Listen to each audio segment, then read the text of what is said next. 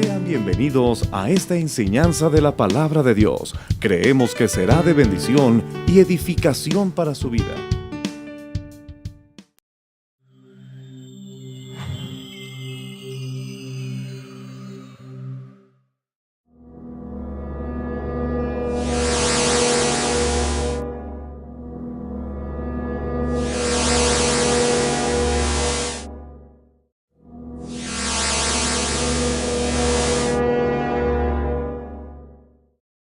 En el nombre de Jesús, en esta noche agradecemos el tiempo que hemos pasado contigo.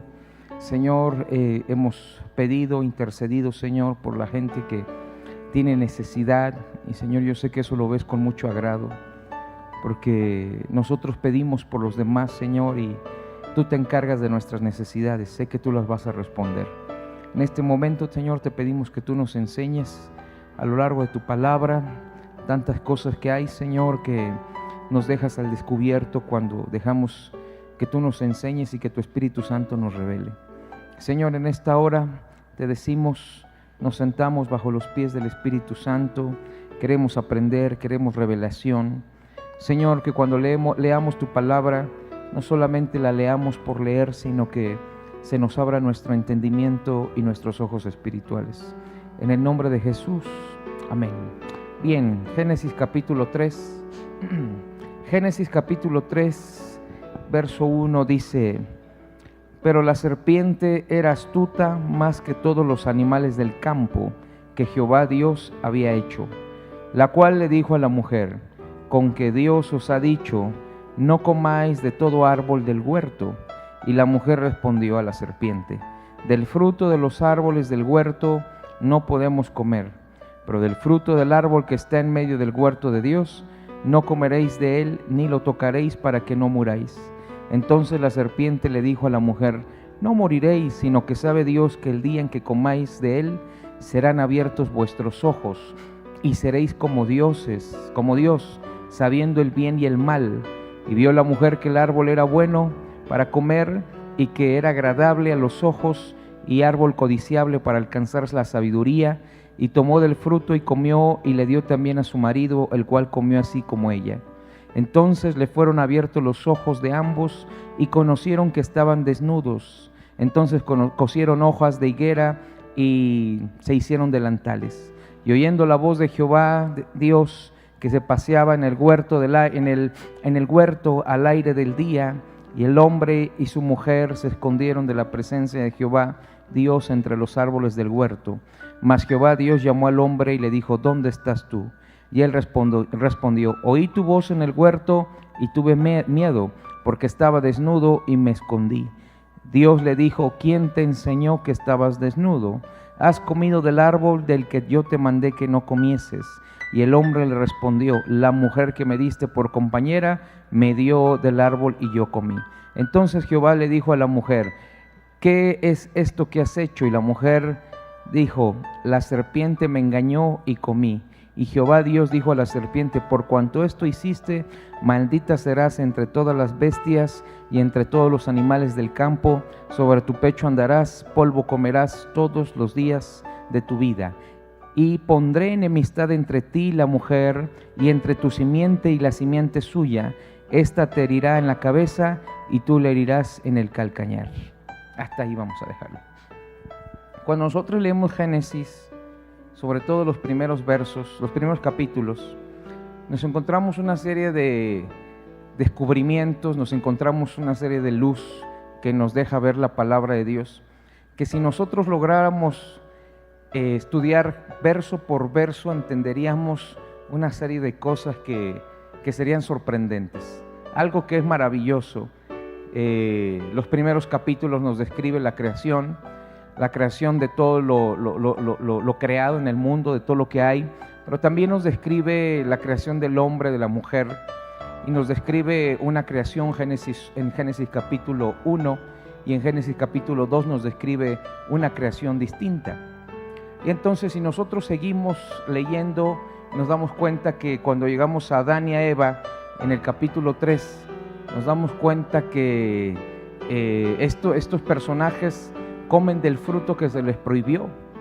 Y cuando lo estudiamos Génesis pensamos que a veces el árbol es algo natural y algo palpable, pero en realidad lo que comen estos personajes no es ni una manzana, no es ningún fruto. Más bien lo que ellos comen es del conocimiento, un conocimiento que se les abrió. Por eso la serpiente le dice: y entonces tus ojos serán abiertos, si tú comes de este fruto, tus ojos serán abiertos.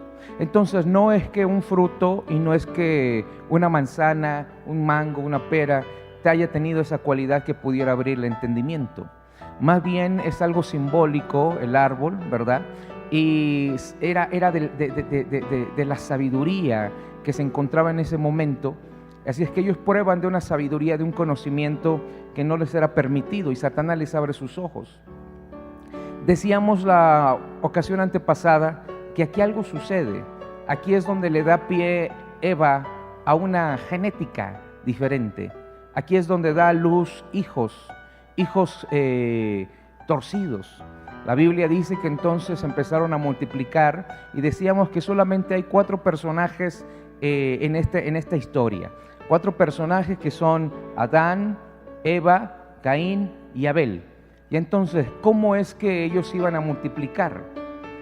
Explicábamos la ocasión pasada que la Biblia se centra en estos 4 personajes, pero que había mucho más descendencia, ¿verdad? Entonces, que había mucho más descendencia, es por eso que ellos se logran multiplicar. Algunos han tratado de buscarle una explicación y han dicho que los hijos de Eva tuvieron relaciones sexuales con su madre y entonces empezaron a procrear. Pero eso es absurdo, eso es ilógico, porque entonces tendríamos una deformación genética en los nacimientos de los hijos. Es más acertado, ¿verdad? La Escritura nos da luz y nos dice que entonces empezaron ellos a multiplicar sobre la faz de la tierra.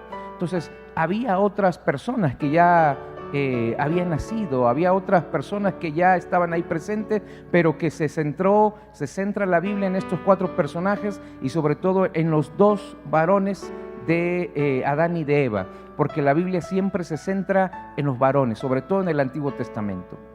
Entonces, cuando ellos empiezan a tener este conocimiento, en Génesis capítulo número 3, se nos habla acerca, y decíamos que la tradición hebrea nos dice que la serpiente tuvo relaciones sexuales con Eva. Gracias.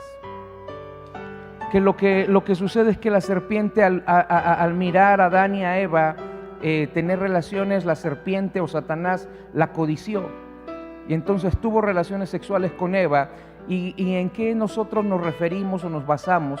En el capítulo 4, después de que ellos caen, hay una genealogía y hay una genética que no se logra explicar. Entonces dice la Biblia que se levanta Caín en contra de Abel, ¿verdad? Y mata Caín a su hermano, y la tierra lo empieza a reclamar y hay una maldición. Lo veíamos también la ocasión pasada, que le suelta Dios a Caín y le dice: yo te voy a poner una marca de tal forma que cada vez que te vean no te van a matar. ¿Quién más lo iba a matar? Si solamente eran en ese momento 3, su padre, su madre y en este caso Caín, y Abel, que ya estaba muerto. Entonces los teólogos dicen que la marca que le pone a Caín es un cuerno en la frente. Por eso más adelante un hombre llamado Nimrod se coloca un cuerno postizo en su frente en honor a Caín. Entonces vemos en Génesis capítulo 4 cómo Caín atenta en contra de Abel, su hermano, y lo mata.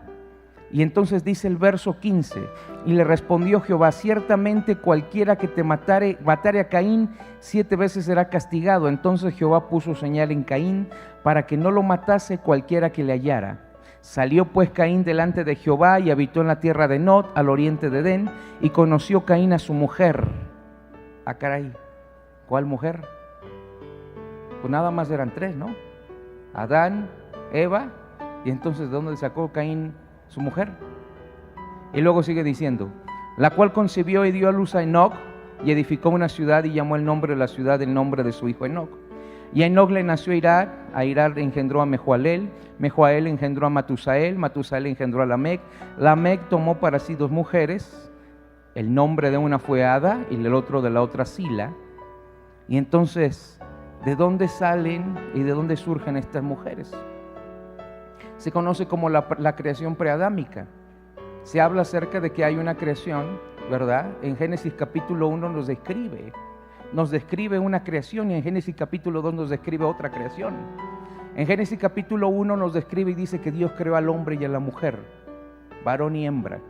En Génesis capítulo número 2 entonces Dios habla y le dice que entonces la mujer ya no fue creada del barro como en Génesis capítulo 1, sino dice que la mujer fue creada entonces de un costado de Adán, fue sacada la mujer. ¿Quieres verlo? Génesis capítulo número 1, porque tú me ves con cara como diciendo, ¿dónde dice eso? Verso 27, verso 26. Aquí hay algo muy curioso, verso 26. Dice, entonces Dios dijo, hagamos al hombre a nuestra imagen. Esa es una palabra que muchos teólogos no se logran entender. ¿A qué se refiere con hagamos? ¿A qué se refiere? ¿Quién está hablando? Dios está hablando, pero ¿con quién está hablando? ¿Por qué dice que hagamos? Y entonces algunos teólogos llegan a la conclusión de que está hablando acerca de la Trinidad. Se está hablando el Padre, se está hablando el Hijo y se está hablando el Espíritu Santo, y entonces dice hagamos. Pero lo más acertado, y los comentaristas bíblicos dicen que Dios expresó a los ángeles, ¿verdad?, que habló con ellos. ¿Recuerdan el Salmo donde dice Dios habita en medio de la reunión de los dioses? ¿Verdad? Y decíamos que el nombre de Dios también se puede traducir como, o más bien un ángel se puede traducir con el nombre también de Dios, pequeño, ¿verdad? Y entonces cuando la Biblia dice hagamos, dice entonces Dios dijo, hagamos al hombre a nuestra imagen, conforme a nuestra semejanza, y señorean los peces del mar, las aves de los cielos, las bestias, la tierra, todo animal que se arrastra sobre la tierra. Y creó Dios al hombre a su imagen, y a imagen de Dios lo creó. ¿Cómo dice? Varón y hembra los creó. Y les dijo, fructificaos y multiplicaos, llenad la tierra, sojuzgadla, señorear sobre los peces del mar, las aves de los cielos y todas las bestias que se mueven sobre la tierra. Capítulo 2. Verso número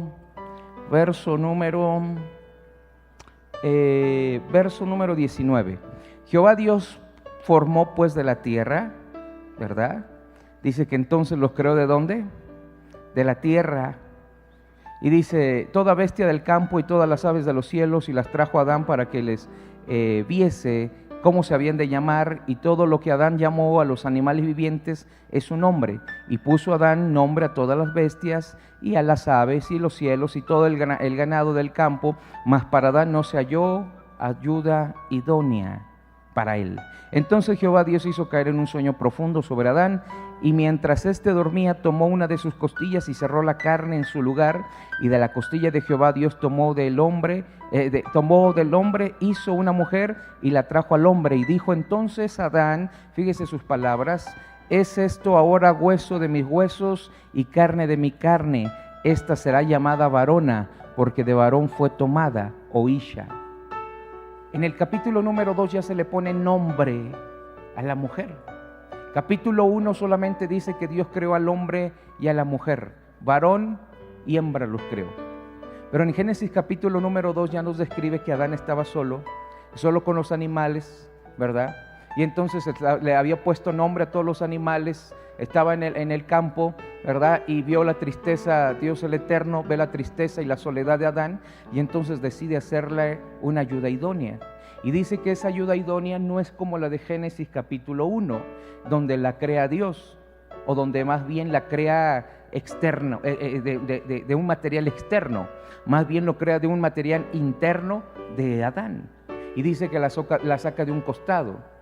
No de una costilla, el texto original hebreo dice que la saca de un costado, pero no de una costilla, sino de un costado. Abre, hace una incisión, Dios el Eterno, y de adentro saca la mujer y la forma. Pero las palabras que expresa Adán son las siguientes: esta sí es ahora mujer, esta sí es ahora carne de mi carne, huesos de mis huesos. Ahora sí, esta es mi complemento. Esas palabras que dice Adán nos dan de mucho que pensar. ¿Por qué? Porque la tradición hebrea dice que la primera mujer que tuvo Adán fue una mujer llamada Lilith. La cultura rabínica lo enseña y lo ha enseñado durante muchos años, que la primera mujer de Adán se llamó Lilith, pero que Lilith se rebeló en contra de Dios y en contra de su esposo Adán, porque ella no quería someterse sexualmente a Adán, ella no quería estar en la posición de abajo, sino ella siempre quería dominar arriba mientras ellos tenían intimidad. Así es que esta mujer se escapa del huerto del Edén y entonces Dios envía unos ángeles a hacerla recapacitar y ella dice, no, yo no quiero regresar más. Y entonces esta mujer se convierte en un demonio y tiene relaciones con Asmodeo. Asmodeo es un demonio que la Biblia nos habla y que entonces da a luz dos espíritus llamados incubos y sucubos. Entonces, por eso es que la expresión de Adán cuando dice, ahora sí esto es hueso de mi hueso, carne de mi carne, ahora esta sí será llamada varona. Y curiosamente la palabra varón en el hebreo significa isha, mujer. Entonces, cuando nosotros vemos todo esto, y podríamos hablar más de todo esto, nos damos cuenta que entonces sí existía personajes, sí existía alguien más. Es por eso que entonces Dios le dice a Caín, yo voy a poner una marca que nadie más te pueda hacer daño. Y cuando dice, y Caín entonces conoció a su mujer, entonces ¿de dónde caramba sale la mujer? Y ahí entonces empieza este conocimiento, ¿verdad?, que adquirió el hombre, empieza a multiplicarse. En Génesis capítulo número 4 dice que entonces Caín empieza a tener descendencia. Algunos rabinos dicen que la serpiente entonces tiene relaciones después de haber hecho caer a Lilith, después de haber convencido a Lilith de no regresar más al huerto del Edén y de que la serpiente o Satanás tuvo éxito para convencer a Lilith. Entonces dicen algunos rabinos, la serpiente quiso volver a hacer de las suyas con Eva y lo logró, dicen algunos. Por eso entonces es que le nace una genética de la serpiente que se nos describe en Génesis capítulo 4. Yo sé que para esto algunos es como volarle la cabeza. Es como decir, bueno, es que la tradición cristiana evangélica siempre nos ha enseñado todo esto. Bueno, y el que nosotros pensemos y el que nosotros investiguemos y el que nosotros podamos llevar esta conclusión cambie en algo, pues no cambia en nada. Finalmente nuestras bases cristianas sobre la salvación, sobre la fe, sobre el perdón de pecados siguen siendo las mismas, siguen siendo Jesucristo, pero simplemente estamos hablando de estos textos. Muchos pastores no tocan esto porque son pasajes oscuros, se les llaman teología pasajes oscuros que no se meten en problemas. ¿Por qué? Porque es ir en contra de la corriente, y cuando vamos en contra de la corriente entonces somos criticados, cuando vamos en contra de la corriente entonces somos juzgados de apóstatas y de no sé qué tantas cosas. Pero bueno, que alguien nos explique estos pasajes oscuros, que alguien entonces nos dé luz, porque la misma Biblia nos está dando luz a las cosas que sucedieron, y la misma palabra cuando la leemos nos surgen muchas interrogantes, pero que a veces no queremos pensar porque no queremos pecar o porque no queremos ofender a Dios. No ofendemos a Dios cuando cuestionamos, porque lo hacemos finalmente buscando una respuesta en la misma Escritura. No ofendemos a Dios, al contrario, la Escritura dice que en los últimos tiempos se abrirán esos misterios y dice que entonces Él nos revelarían esos secretos. La Escritura es lo que dice, y por muchos años muchos pastores no han tocado estos temas por vergüenza ser juzgados y criticados, pero entonces yo diría que alguien nos explique estos pasajes. Por eso Génesis capítulo 4 nos habla de una genética y de una genealogía, y la Biblia dice que entonces la Biblia nos habla acerca de la corrupción del ADN. Antes quiero decirle que el conocimiento de la serpiente influenció todas las culturas del conocimiento de la serpiente. Alguien explíqueme entonces por qué la serpiente está metida en todas las culturas, está metida en los tallados, está metida en la ciencia, aún con los símbolos que usted compra, lo de los medicamentos, este báculo con dos serpientes. Entonces dígame por qué la serpiente está en las construcciones, entonces dígame por qué la serpiente está en los lugares más remotos. La serpiente tuvo una influencia en todas las culturas, y yo le decía que en un libro llamado El Chilam Balam que he estado leyendo, que es un compendio de libros que relatan los hechos del pueblo maya, Los mayas tenían un impresionante conocimiento de la serpiente, porque Kukulcán vino y les reveló la serpiente emplumada, aquella serpiente voladora, les reveló los misterios. Y entonces por eso una de las culturas más inteligentes que ha habido en el tiempo antiguo han sido los mayas, tan exactos en su calendario, tan exactos en sus pronósticos astrológicos, tan exactos, hermano. No se equivocaron cuando dijeron que se acabaría el mundo. No se equivocaron, se acabó un mundo, hubo una transición en un mundo espiritual. El mundo natural no terminó, sino que hubo una transición, hubo un cambio, y a partir de ahí hubo un despertamiento espiritual. En los astros hubo una conjunción, de tal forma que entonces demonios empezaron a venir a la tierra, hermano. No se equivocaron. Lo que pasa es que mucha gente se va con la finta de lo primero que logra leer, o lo que dicen los demás, que no logran investigar más. Pero algo sucedió en diciembre. Algo pasó, hermano, con esa información que se les dio sobre que se acabaría el mundo. Sí, empezaría una nueva era, es lo que dice el calendario maya. Una nueva era en donde la atmósfera espiritual tendría influencia sobre la tierra. Ahora el Chilam Balam habla acerca de una gente que se le llama la gente de la serpiente, los famosos Ichan. Si usted investiga un poco y tiene un poco de curiosidad, los famosos Ichan son aquellos personajes que son serpientes, hombres serpientes, y los mayas hablan acerca de los Ichan.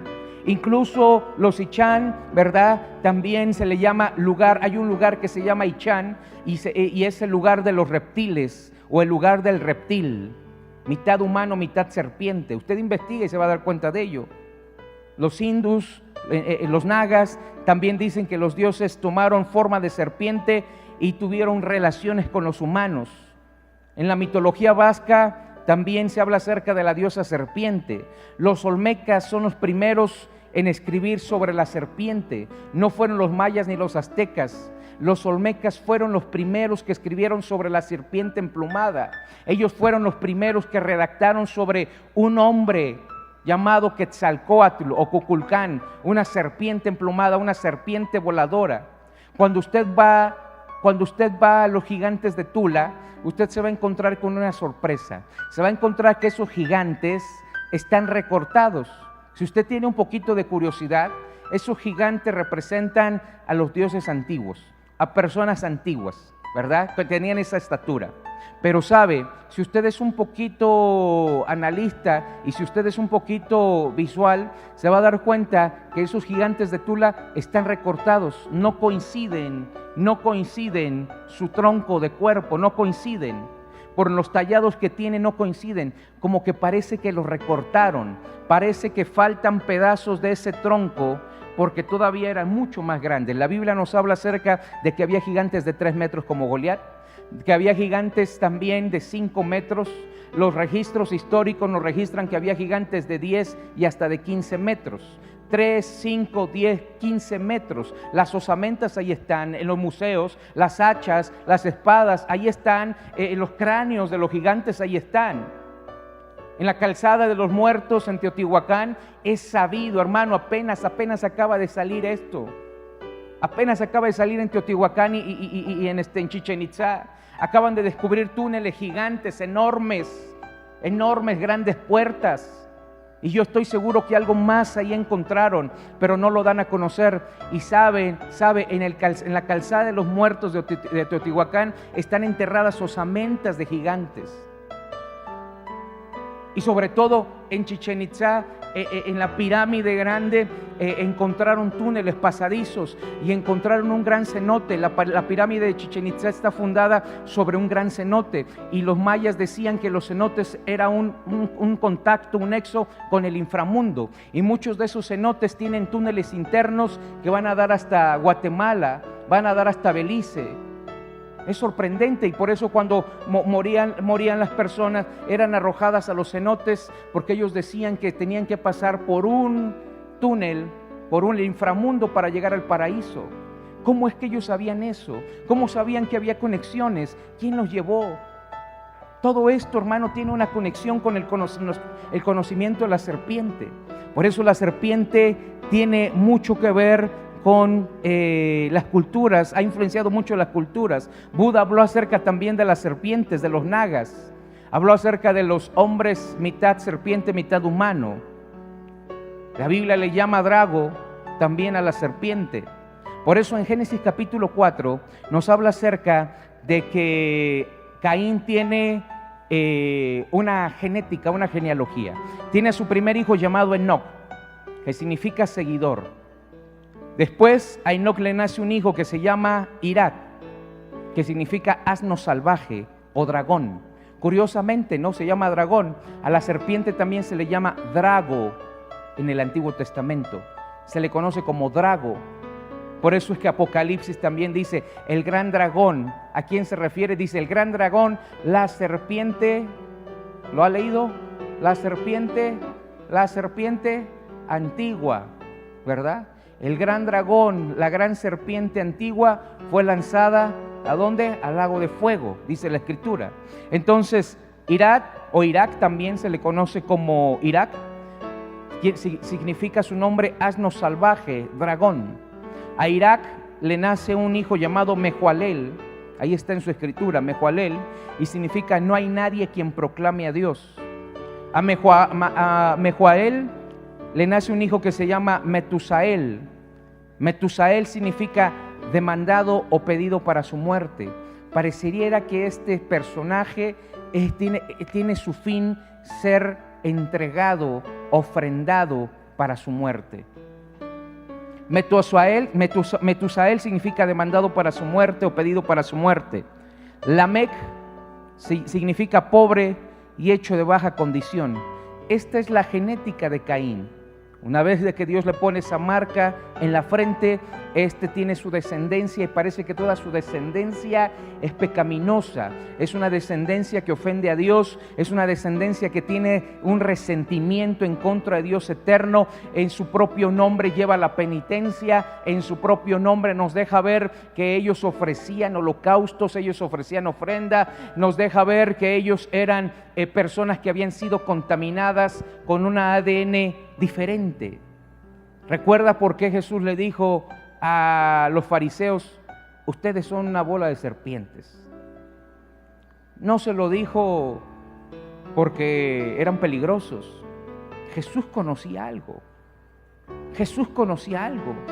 Los cananitas de los pueblos paganos, los cananitas era conocido que se tenían registros de personas gigantes. Goliat era uno de ellos, un filisteo.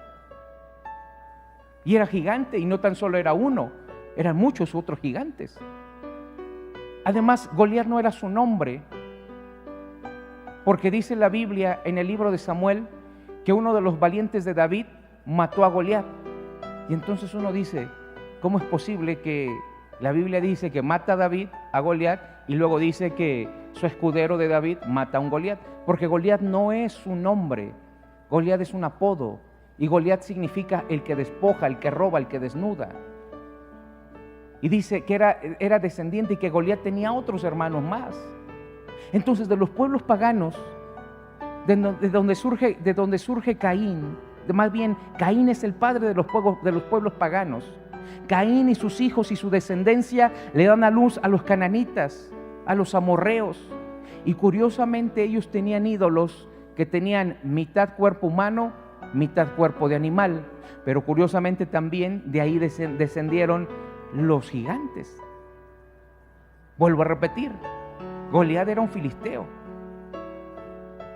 Los cananitas eran conocidos por sus prácticas de hechicería, sus prácticas de orgías, pero también eran conocidos también por sus dioses que tenían forma humana y de reptil o de animal.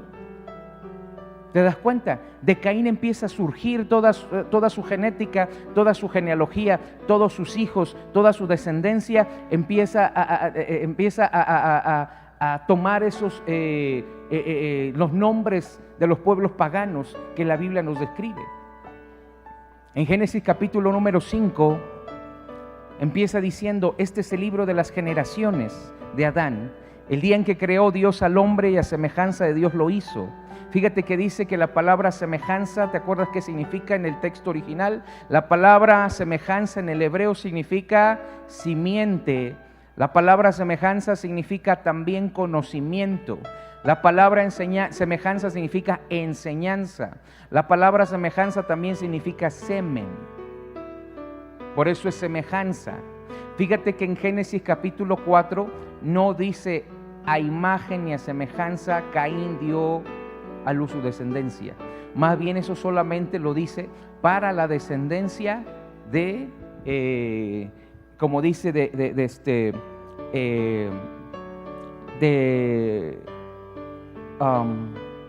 Set, ¿verdad? Entonces solamente dice en el capítulo 5, este es el libro de las generaciones de Adán. El día en que creó Dios al hombre a semejanza de Dios lo hizo, varón y hembra los creó, y los bendijo y los llamó, y les llamó el nombre a ellos Adán. ¿Por qué la Biblia nos repite y dice, varón y hembra los creó y los bendijo, y llamó el nombre de ellos Adán, el día en que fueron creados? Está remarcando y está diciendo, estos sí fueron hechos a semejanza, estos sí fueron hechos a imagen y a semejanza mía. Estos sí fueron terrenales. Y dice el verso número 3, y vivió Adán 130 años y engendró a un hijo a su semejanza, conforme a su imagen, y llamó su nombre Set. Set significa estabilidad y constructor, patriarca. Repito una vez más, el nombre de Set, que vivió 912 años, significa estabilidad, constructor y patriarca. Recuerda que el nombre tiene mucho que ver con lo que se estaba viviendo en la familia o en esa época. Por eso en la Biblia nosotros podemos encontrar como cuando un patriarca tenía un encuentro en un lugar, en un territorio, siempre le cambiaba el nombre. Entonces los nombres marcan, los nombres nos dejan ver la vivencia que se estaba teniendo en ese momento la familia o el pueblo. Entonces cuando la Biblia dice que Set significa estabilidad, alguien que construye, y patriarca, nos está diciendo que entonces había una inestabilidad, nos está diciendo que había un desorden, nos está diciendo que había algo que se estaba derrumbando, pero al nacimiento de Set le trajo una construcción una vez más al propósito de Dios. El nacimiento de Set le trajo una estabilidad, al pueblo, al propósito de Dios, le trajo una reconstrucción al propósito divino, y se volvió el patriarca, el padre de todos los que vendrían con su conocimiento.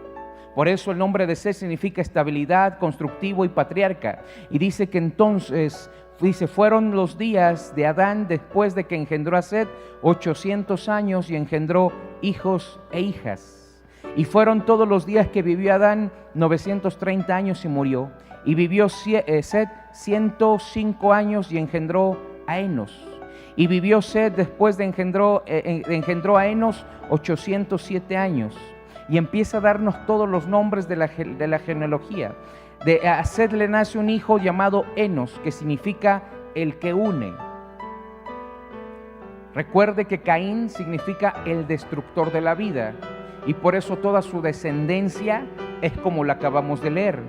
Pero Set significa el que establece, el que construye y el patriarca.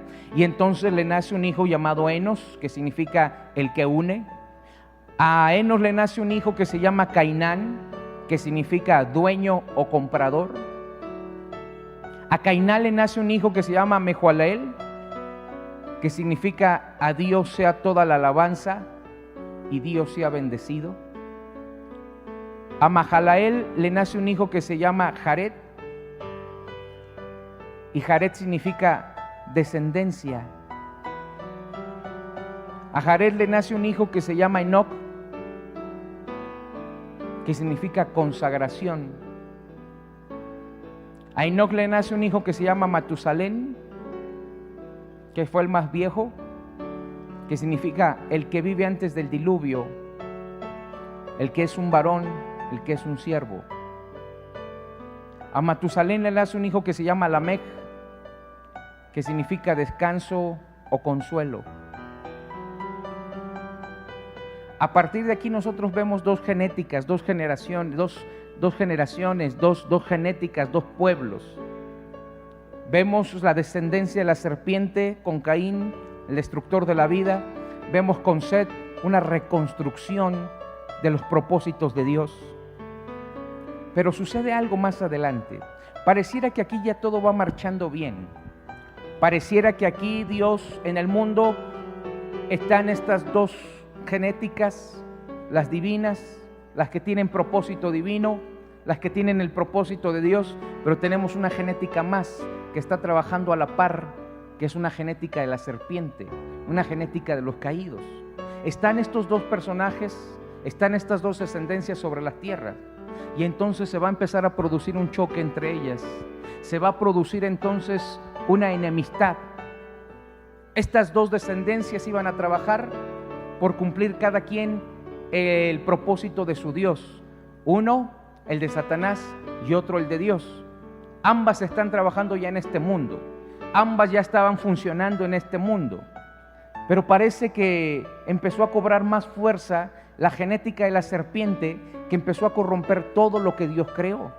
Empezó a corromper a los hombres, empezó a corromper a la creación, empezó a corromper a los animales.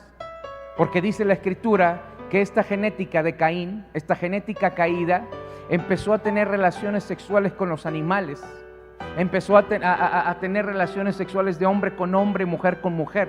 El problema de este tiempo siempre fue la inmoralidad sexual, la idolatría y la hechicería. Y ese es el problema que sigue habiendo en el mundo hoy en día. Idolatría, hechicería y problemas de inmoralidad sexual. Curiosamente, cuando nosotros leemos la Escritura, los pueblos paganos a los que se enfrentó el pueblo de Israel siempre tuvieron esas características: hechicería, idolatría e inmoralidad sexual. Cuando la Biblia nos dice en Apocalipsis, y tienes ahí a los que retienen la doctrina de los nicolaitas.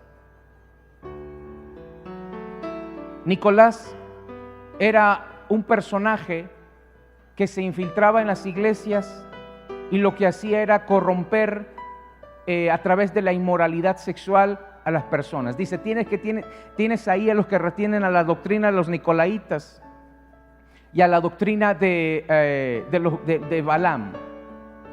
Son dos cosas allí. Balaam no pudo maldecir el pueblo de Israel, usted lo sabe, pero más adelante sí nos dice que Balaam sí pudo hacer algo en contra del pueblo de Israel. No pudo maldecirlo, pero le dijo al rey Balac: no lo pude maldecir, pero tengo una estrategia. Vamos a poner tiendas de ropa a las afueras del pueblo, y entonces cuando vengan los israelitas, como ellos están acostumbrados a vestir bien, de lino, de lo mejor, tú les vas a vender y le vas a poner todos los productos afuera, como una especie de tianguis.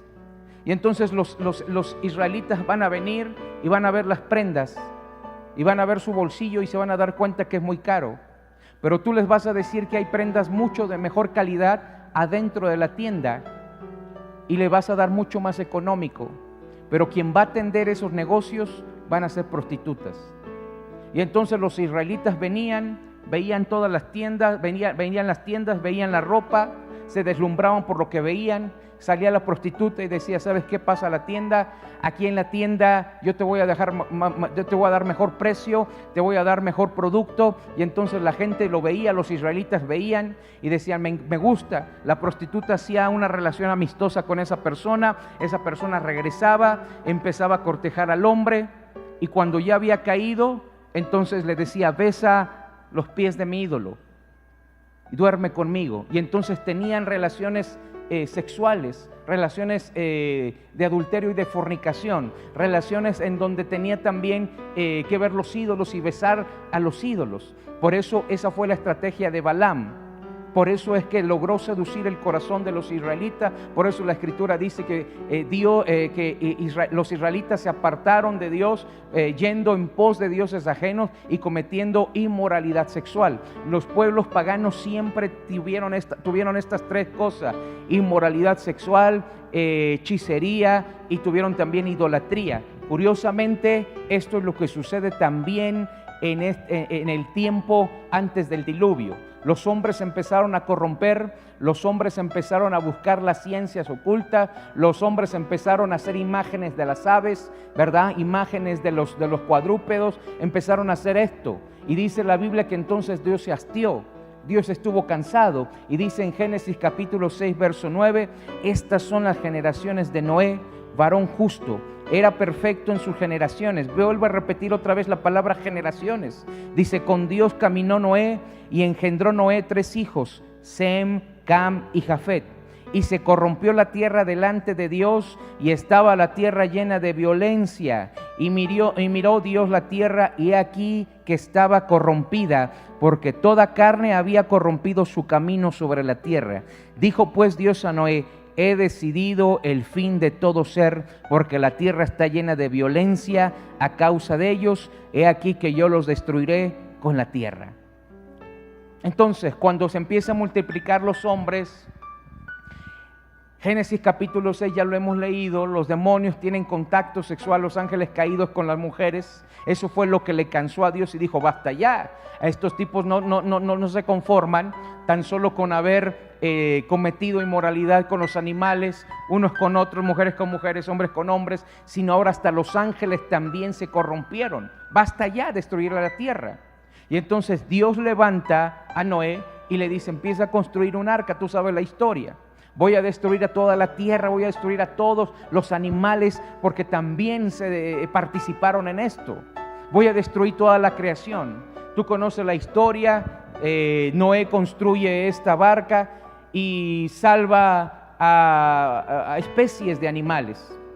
Cuando la barca aterriza en seco, después de esos 40 días de lluvia, noches y días de lluvia, aterriza entonces la barca y desciende Noé junto con su familia.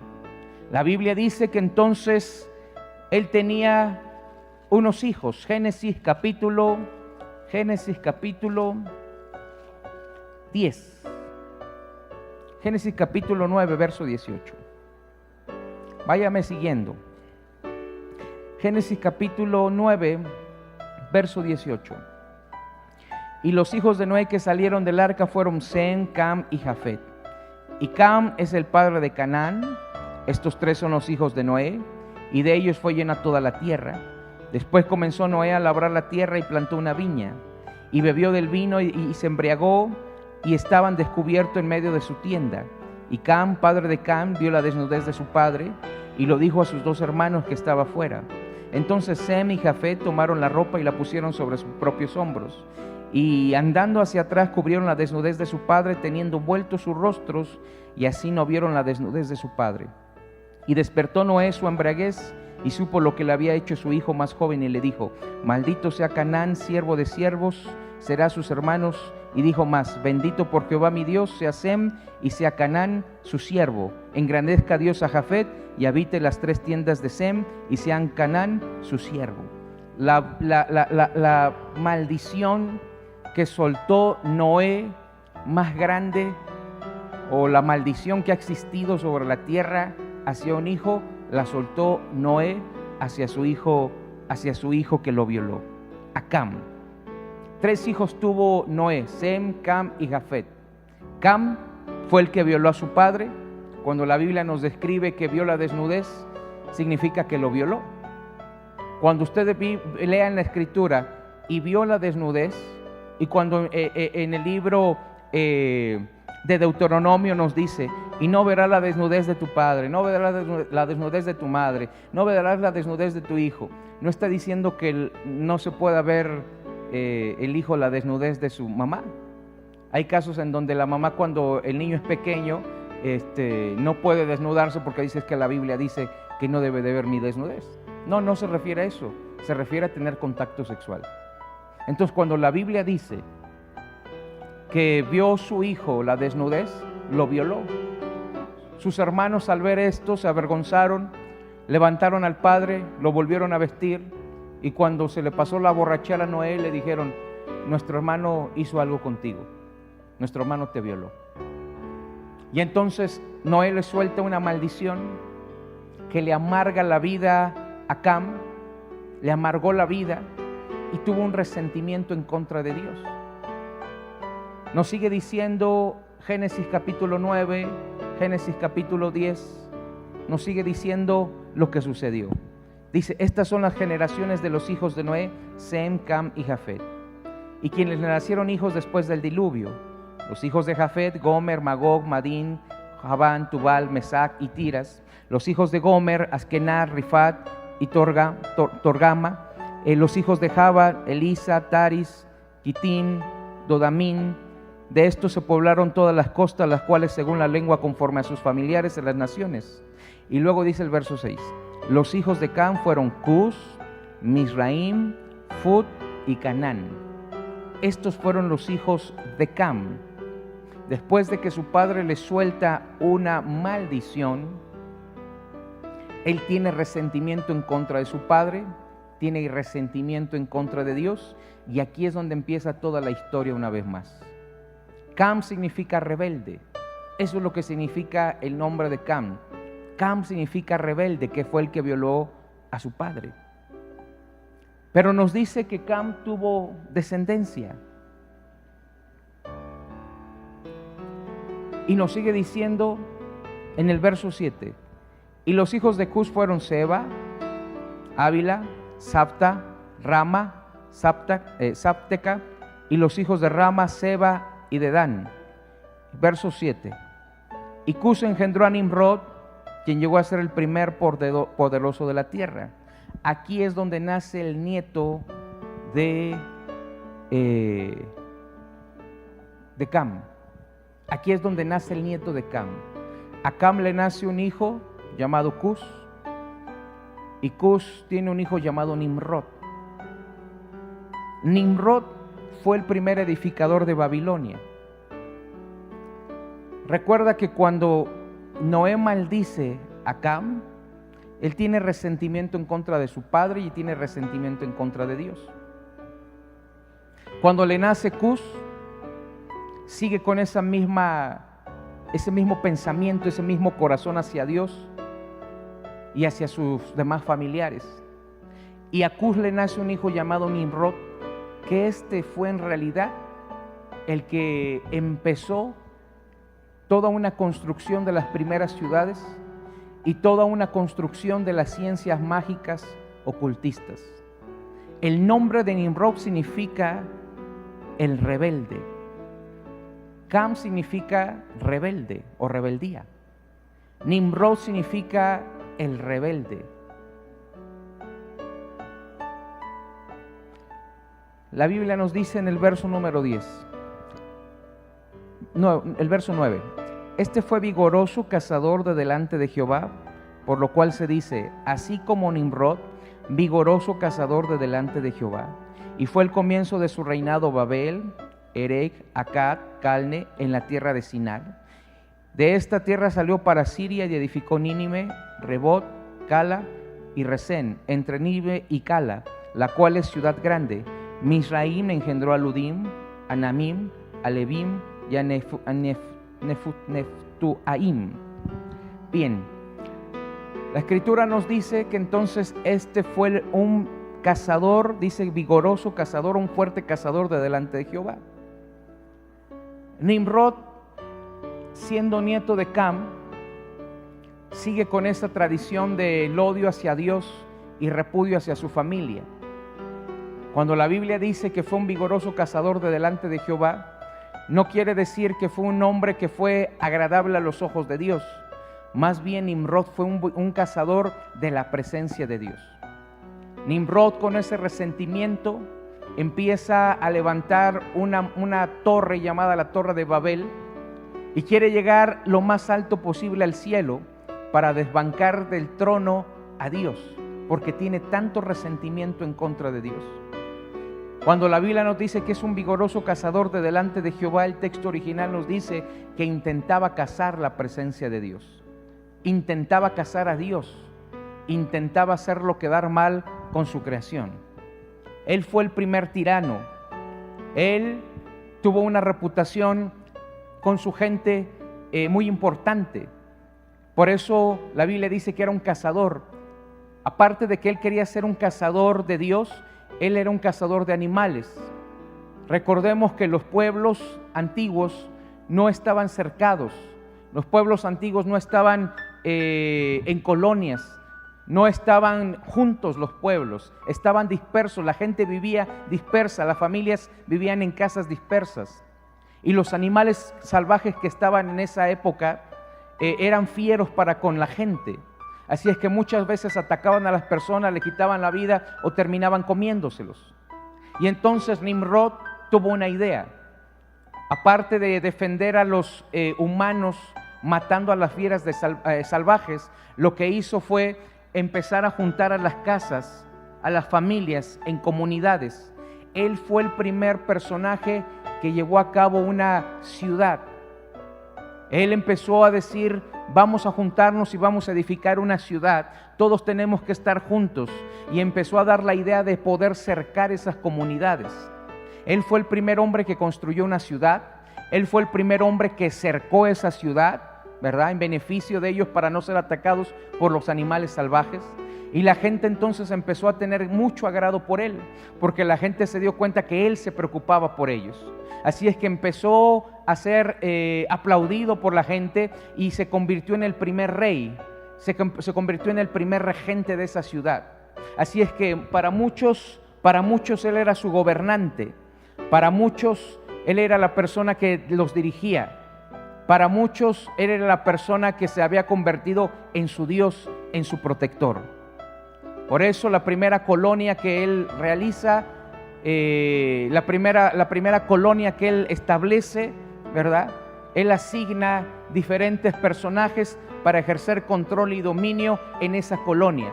Y él se convierte en el regente, se convierte en el Dios, se convierte en el hombre que llevaría a un pueblo a un conocimiento de ciencias ocultas.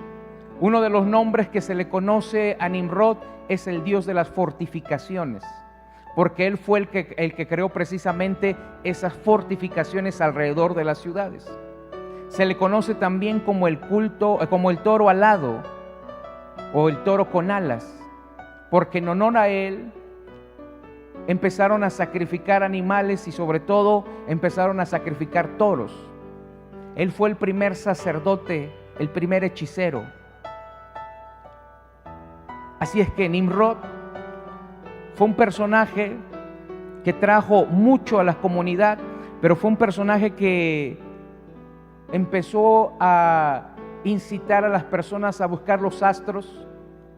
Ellos buscaban construir ya esa ciudad mucho más grande a través de los alineamientos de los astros, de las estrellas.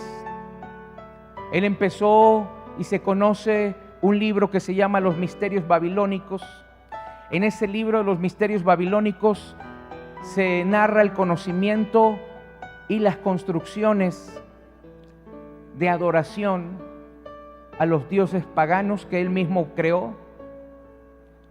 En ese libro de los secretos babilónicos se describe los secretos astrológicos mágicos y fueron escritos por Nimrod como sacerdote.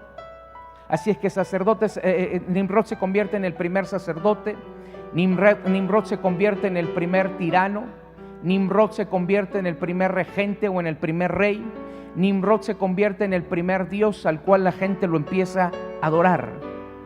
Y dice la Escritura que él fue el que creó Babel, y curiosamente el nombre de Babel significa confusión.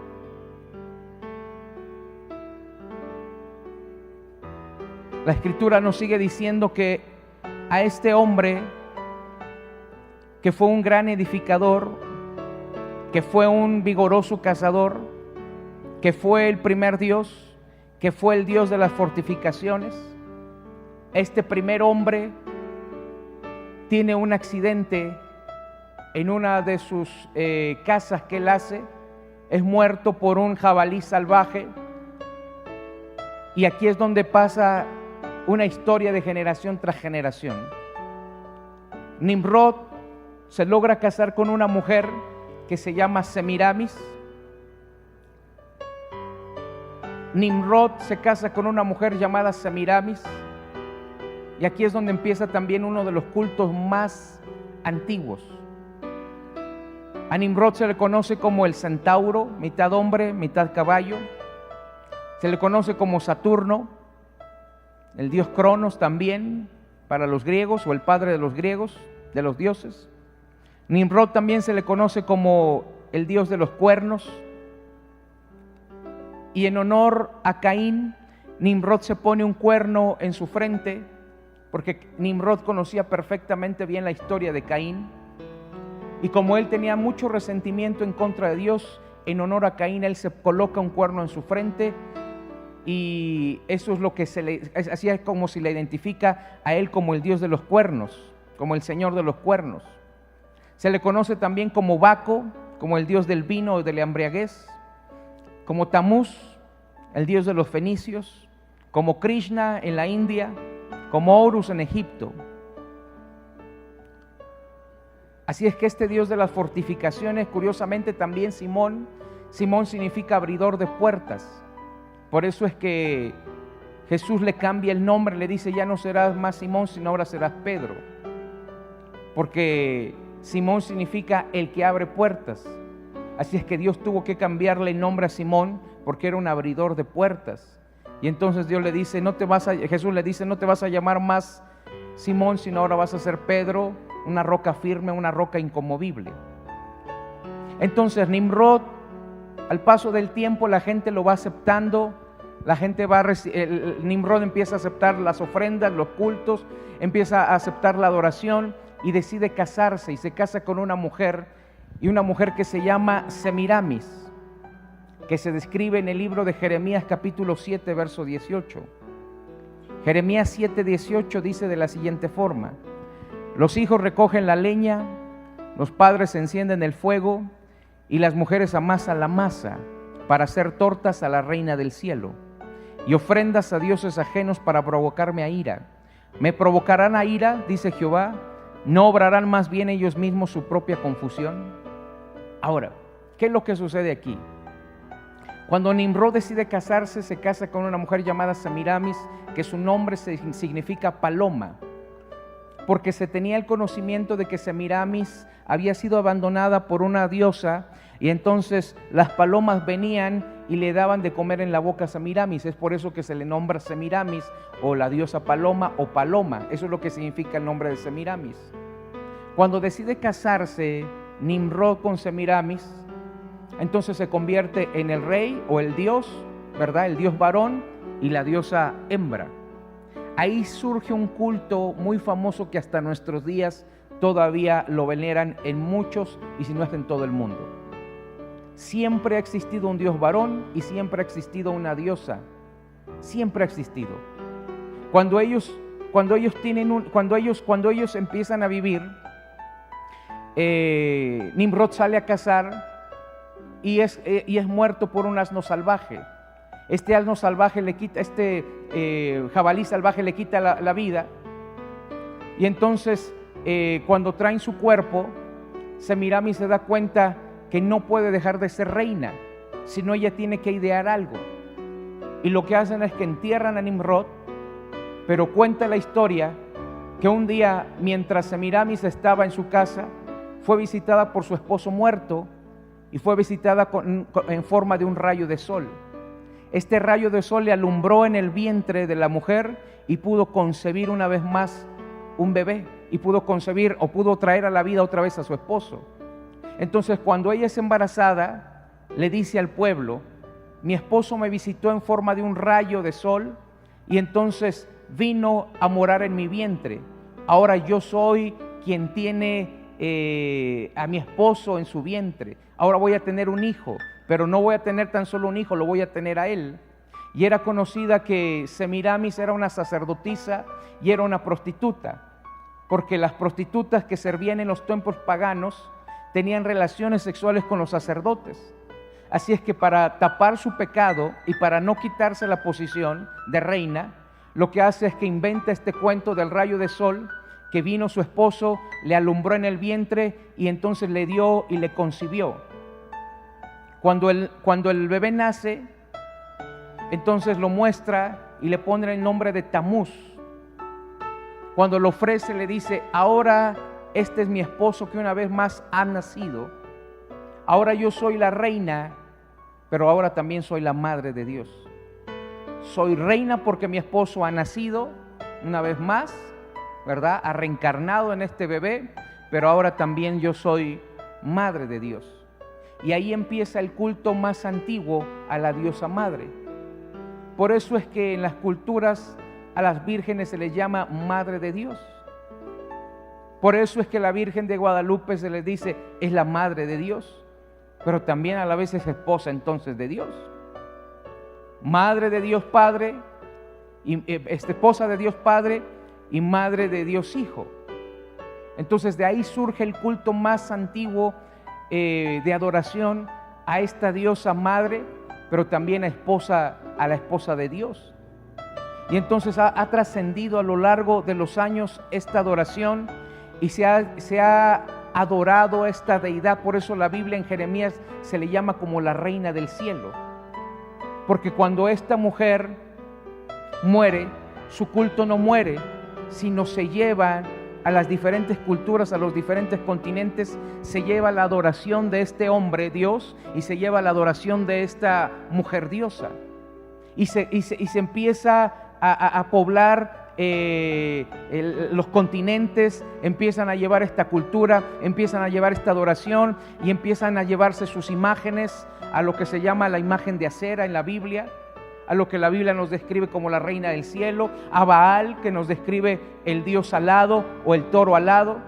Y entonces las culturas empiezan a adorar a estas dos deidades y empiezan a tomar formas diferentes, empiezan a tomar nombres diferentes, pero es exactamente lo mismo, la reina del cielo. Nimrod, cuando murió y reencarnó en el vientre de Semiramis, Semiramis hizo algo para que no se olvidara la memoria de él. Y ella lo que hizo fue decir que Nimrod tenía que reencarnar en cada casa, en cada hogar de cada uno de sus seguidores. Así es que ellos tenían que ir al bosque y tenían que talar un árbol, y ese árbol entonces le iban a poner fuego, y eso representa Nimrod, la reencarnación de Nimrod. Así es que ese árbol era llevado a la casa de los seguidores, eran puestos y se le ponía fuego. Cuando el árbol se secaba y las ramas se habían caído, llevaban ese árbol seco a la plaza, al centro de la ciudad, quemaban todos los árboles, todos los troncos, y entonces ese fuego grande, esas fogatas grandes que se hacía con los diferentes árboles, ese fuego lo llevaban a las casas, y esas casas eran alumbradas por el fuego de Nimrod o por el fuego de este dios varón.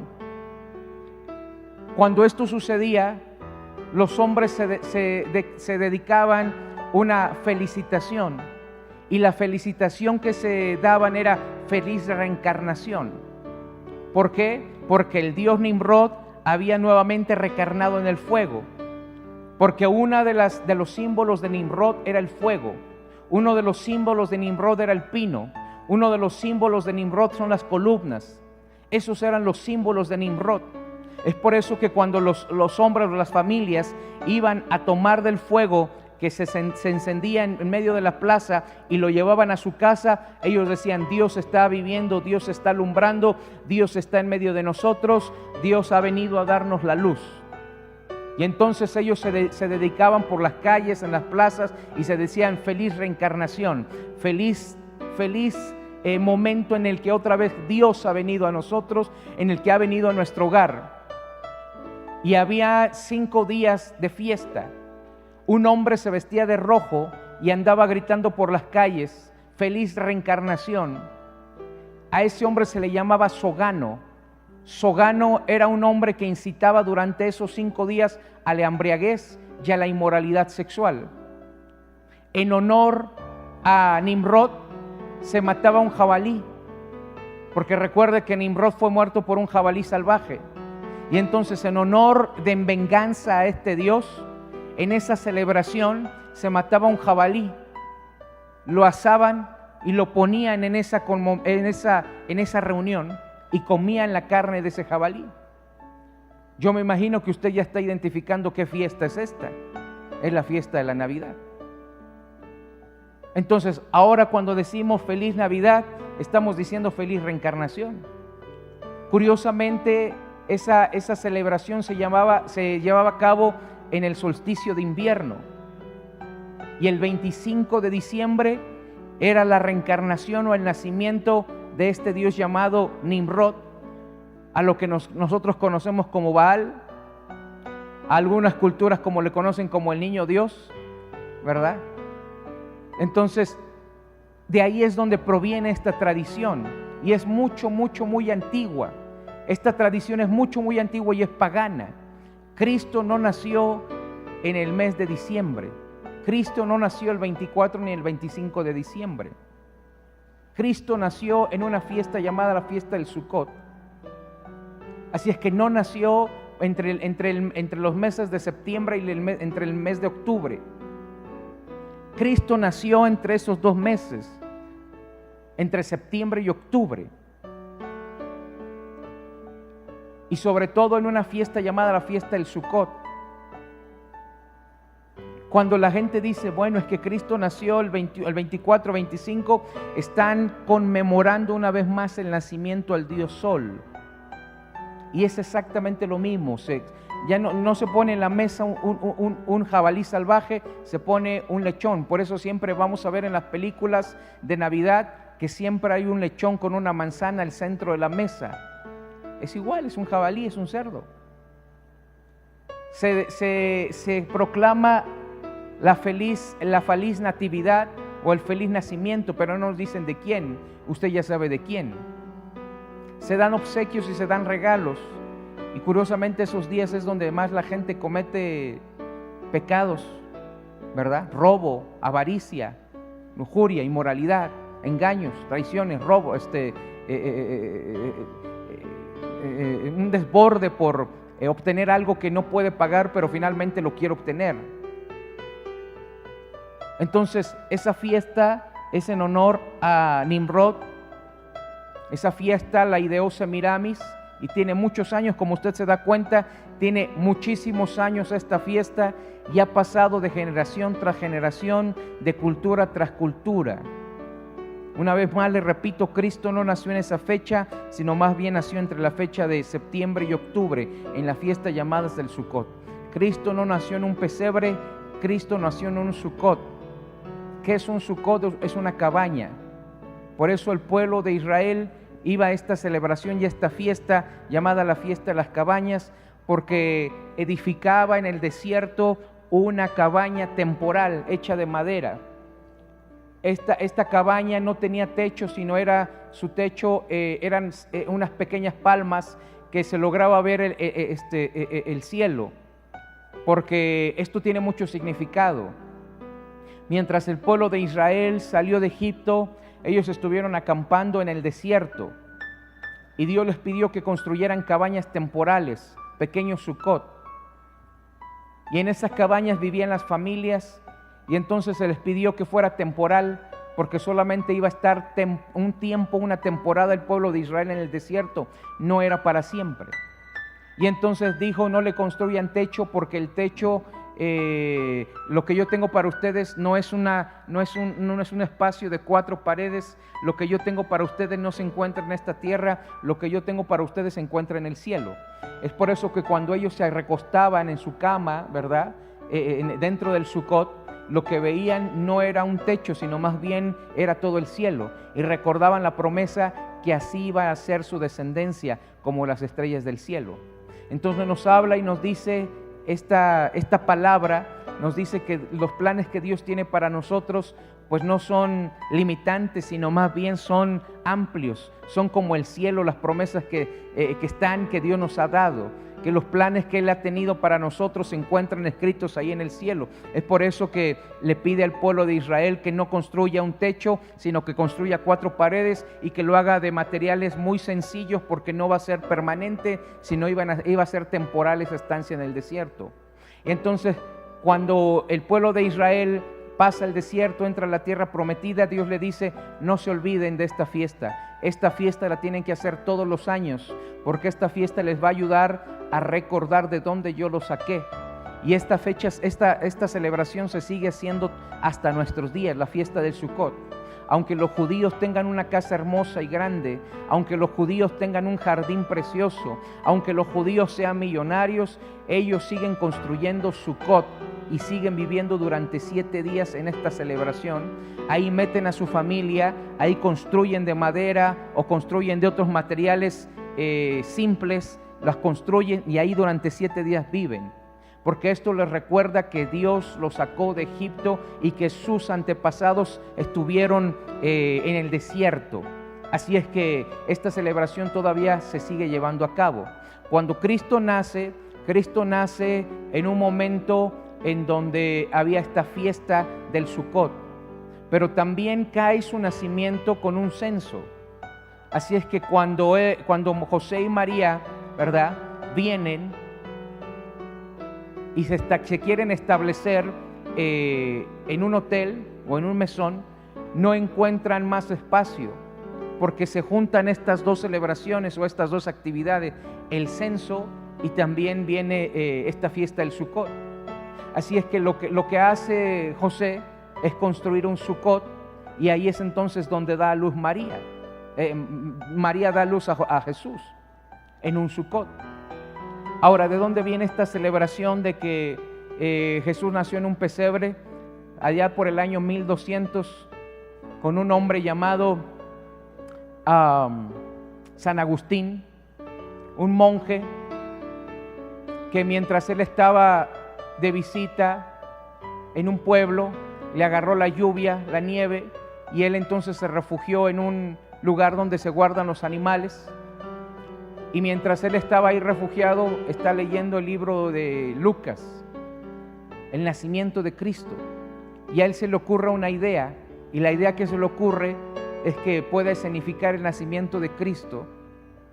Y entonces al otro día convoca a las personas del pueblo, las llama y les dice: tengo una idea, vamos a escenificar el nacimiento de Cristo. Y entonces, muy bonito todo lo hacen en ese granero, en ese lugar donde se guardan los animales. La gente empieza a hacer esta escenificación del nacimiento de Cristo, la nieve cayendo afuera, el frío soplando, los animales alrededor, las gallinas, los asnos, los bueyes, María, José, el bebé puesto en ese pesebre, los pastores, el ángel, el diablo. Y entonces a la gente le gusta y aplaude mucho esta obra de teatro, esta escenificación del nacimiento de Cristo. Y entonces dicen: ¿por qué no la repetimos el próximo año?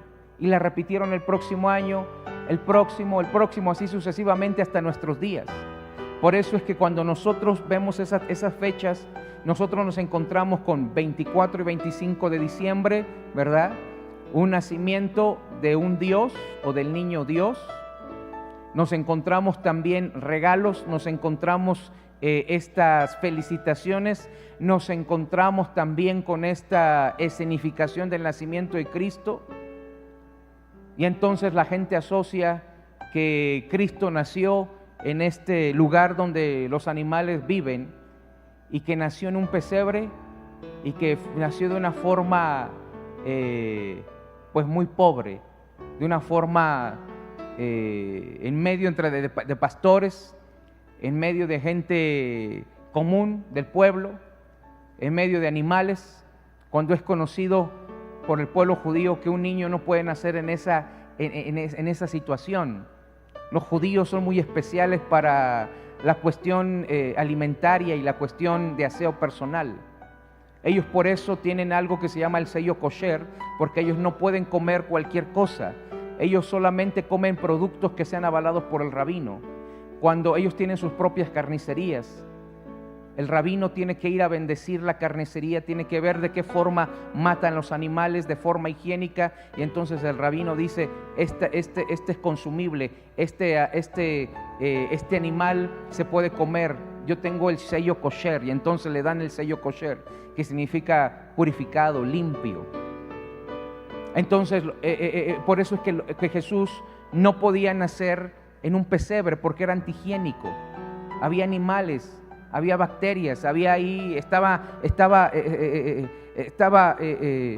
pues expuesto a algunas infecciones. y José como María y como buenos judíos no podían permitir que eso sucediera. Así es que la tradición de que Jesús nace en un pesebre viene desde el año 1200 con un hombre llamado San Agustín y que ha estado en nuestros días. Cristo nace en un Sukkot por la fiesta del Sukkot. Quien los visita, los reyes, también están ahí los reyes magos que vienen a dejarle oro, incienso y mirra. Eso dice la Escritura, que entonces llegan los magos a la casa de Jesús cuando él ya tiene 2 años. Eso dice la Escritura, que entonces los magos llegaron y dice que miran a Jesús, pero ya eso había pasado 2 años, dice que llega a la casa de Jesús. Entonces, este culto de la diosa madre y este culto de Baal, este culto de Nimrod, este culto del dios sol, este culto de la diosa luna, es muy antigua. Por eso nosotros escuchamos que la gente dice la madre tierra, la madre Gea. Escuchamos que está asociada la luna llena en los rituales de magia, en los rituales ocultistas. Está también ahí implícito el ritual al dios sol. Los egipcios adoraban al dios sol. Por eso es que construyeron obeliscos. Cuando Nimrod empieza la construcción de esta ciudad, empieza a tener algo que se llama geometría mágica. Y entonces empiezan a surgir diferentes símbolos que se asocian con estos dioses. Decíamos hace 15 días, sirenas se asocian con la diosa madre, con Semiramis. Sirenas se asocian, la luna se asocia a Semiramis, la media luna se asocia también a Semiramis, el fuego se asocia a Nimrod, las columnas se asocian a Nimrod. Por eso los romanos tenían columnas en honor a sus dioses, Neptuno, en honor a su dios pagano en forma de varón. Por eso nosotros vemos diferentes simbolismos en la hechicería, en la magia. Usted va a encontrar tal vez un sol con una media luna, ¿verdad? Hay muchos elementos en donde usted encuentra un sol con una media luna juntos. Eso simboliza Nimrod y simboliza Semiramis. Se habla acerca de un conejo que habita en la luna, de mirar la luna. Los conejos se asocian con la magia y se asocian con Semiramis. El agua, los mares se asocian con todo ello. Y termino con esto. La rana, el sapo, la liebre, lo que se conoce como el conejo en la luna, se asocia a la diosa luna.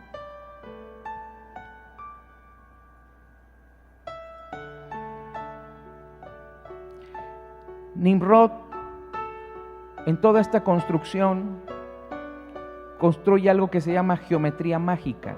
Y con esto vamos a concluir. Geometría significa medida, medición de la tierra o un trazo de la tierra. Y la Biblia nos habla acerca de geometría mágica. Para poder establecer dominio, Nimrod, sobre sus feligreses o sobre su pueblo, él estableció geometría, él estableció construcciones, él estableció lugares altos para vigilar, pero también para tener contacto con los dioses. Algo que se le llama sigurat. Un sigurat significa una construcción alta en donde el hombre tiene una revelación con los dioses. Así es que Nimrod no tan solo cercó a la ciudad, sino también Nimrod lo que hizo fue hacer construcciones mágicas.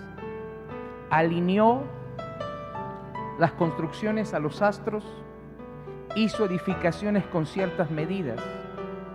Por eso nosotros nos vamos a encontrar en pirámides que tienen medidas perfectas, medidas exactas, unas con otras, porque esto tiene que ver con la construcción. Él supo lo importante que eran los lugares altos, porque los lugares altos son los lugares donde se controla. Él sabía, por eso la Biblia nos dice que los pueblos paganos ofrecían sacrificio en los lugares altos.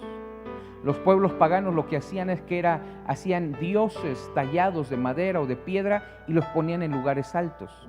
Por eso cuando Balaam intenta maldecir a Israel, lo suben a un lugar alto y lo suben después a un lugar alto y luego a un lugar más alto, porque los lugares altos son los lugares donde se puede controlar perfectamente bien a los pueblos. Entonces Nimrod empezó la construcción de algo que se llama geometría mágica. En esta geometría mágica es donde vamos a descubrir qué significan los obeliscos, por qué muchas de las iglesias tienen cúpulas, qué significa la cúpula. Nosotros vemos en el Vaticano, nosotros vemos que es el Vaticano está, en el medio del Vaticano hay un obelisco, y si nosotros lo miramos desde el aire, nos vamos a dar cuenta que ese obelisco está dando hacia el Vaticano, y que es como si fuera una gran matriz en la cual está dando a luz. El obelisco representa el falo, el pene, y representa a Baal, representa el dios Sol que fecunda la tierra. Entonces, cuando nosotros vemos construcciones como las del Vaticano y vemos un obelisco en medio del Vaticano, nos damos cuenta que es una matriz, que es un símbolo sexual masculino y un símbolo sexual femenino, y que está abriéndose y está dando a luz a la ciudad del Vaticano. Nos vamos a dar cuenta por qué de las cruces, por qué hay construcciones en las iglesias, por qué las iglesias góticas tienen tantas gárgolas, por qué son oscuras, por qué tienen cúpula las iglesias. Nos vamos a dar cuenta por qué hay diferentes simbolismos, por qué hay estrellas, por qué hay tantas cosas dentro de las iglesias, pero también dentro de las ciudades, por qué algunas ciudades parece que están bien trazadas y hacen figuras de algunos animales, o hacen figuras triangulares, o hacen figuras circulares. ¿Por qué las ruinas de Stonehenge es circular? ¿Por qué las pirámides tienen esa forma? Todo eso se llama geometría mágica, y esto surgió a partir de Nimrod, en esto que se llama geometría mágica.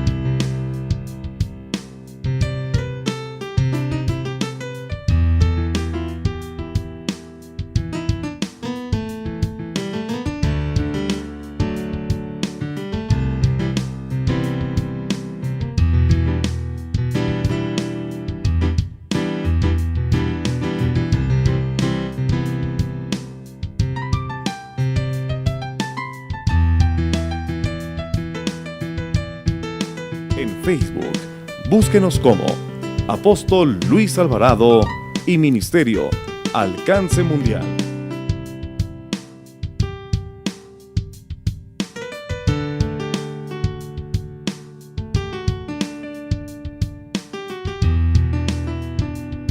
En Twitter, Alcance-Mundial.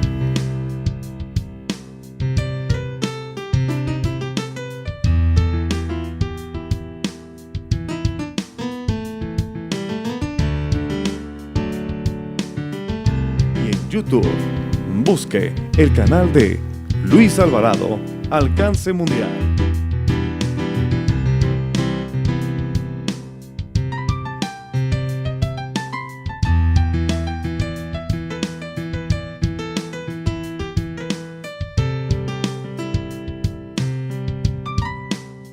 Visite nuestra página web www.ministerioalcancemundial.com.mx.